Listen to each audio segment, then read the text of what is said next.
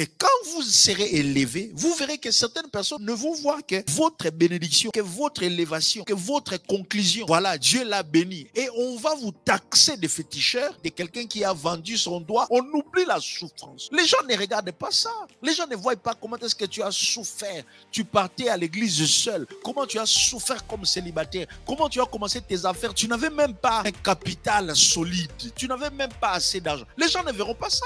Les gens vont venir regarder quand Dieu t'a béni, quand Dieu a eu pitié de toi, quand Dieu a regardé l'œuvre de mes mains. Et Jacob dit, Dieu a vu ma souffrance. Et la souffrance là, ce n'est pas juste dans la maison de Laban. La souffrance de Jacob, c'est tous les chemins qu'il a fait seul. Le monsieur a eu comme oreiller un morceau de pierre. Est-ce que vous vous imaginez? Prends juste un morceau de pierre, mets et dors avec. Tu verras si même tu vas dormir pendant 2 minutes. À votre retour à la maison, prenez un morceau de pierre dans votre coin. Dis, je vais essayer comme Jacob. Bien aimé, c'est là que tu vas te rendre compte que ce monsieur a souffert. Passé une nuit et il a dormi à la belle étoile. Il a dormi dehors. Il était exposé à toutes sortes de dangers. Les serpents, les animaux sauvages. La vie est une vie de souffrance. Et j'ai remarqué que la bénédiction qu'on prend après la souffrance, cette bénédiction-là, on la valorise parce que tu as souffert.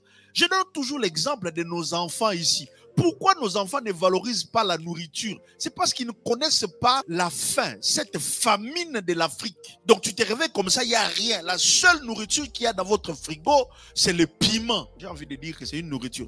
Le piment là attend peut-être une surprise. Le piment attend peut-être quelque chose qui pourrait arriver le soir. On ne sait jamais. Et dans certains cas, il n'y a même pas l'électricité. Seigneur, regarde ma souffrance.